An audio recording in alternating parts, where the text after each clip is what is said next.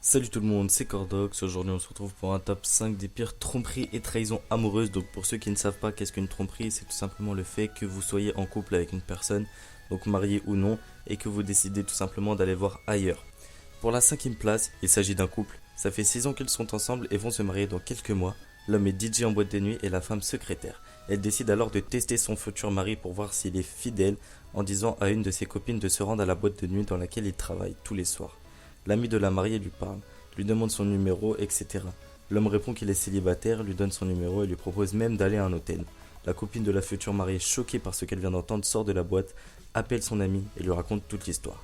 La future mariée décide alors d'annuler le mariage et le quitte.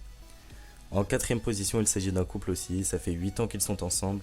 L'homme est gérant d'une grosse entreprise et part régulièrement à l'étranger pour des meet-ups, donc des rendez-vous professionnels. Pendant un de ces rendez-vous, la femme de cet homme décide tout simplement de fouiller dans un de ses ordinateurs laissés à la maison et elle découvre des secrets cachés durant leurs 8 ans de relation. Donc elle apprend qu'il a trompé une fille premièrement pour qu'ils se mettent ensemble et qu'il n'allait en fait pas la plupart du temps à l'étranger mais chez une de ses nombreuses amies pendant 3 ou 4 jours à l'hôtel généralement et la trompait très régulièrement. Après cette découverte, elle prit toutes ses affaires et est partie loin de chez son ex-petite amie en laissant un mot. En troisième position, il s'agit d'un couple. Cela fait 12 ans qu'ils sont ensemble. Le couple reçoit souvent un ami qu'ils ont en commun. Ils passent de nombreuses soirées ensemble.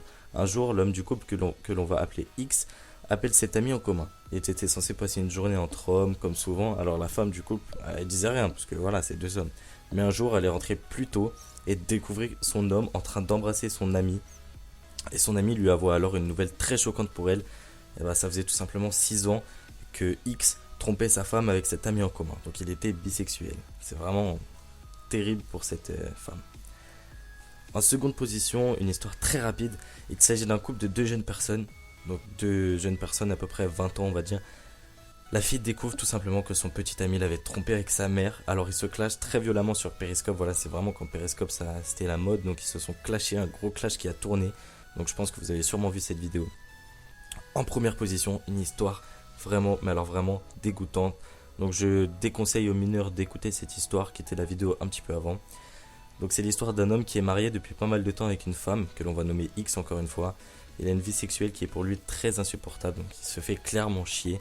Et il décide un jour d'essayer de faire un acte sexuel sur une chèvre qu'il gardait dans leur jardin. Alors l'homme a trouvé que ça redonnait un peu de piquant dans sa vie sexuelle et décide tout simplement de refaire plusieurs fois cet acte-là jusqu'à ce que sa femme rentre encore une fois plus tôt que prévu et est pris en flagrant délit X en train de copuler justement avec cette chèvre. Donc elle décide alors de le quitter. Vous avez sûrement entendu cette histoire sur Facebook parce que l'homme s'était filmé en racontant tout simplement cette histoire et c'était une vidéo qui avait extrêmement tourné. Voilà, donc j'espère que ce top 5 vous aura plu. Surtout n'hésitez pas à liker, à commenter pour me donner vos avis. Sur ce, moi je vous dis à samedi prochain. C'était Cordox, ciao.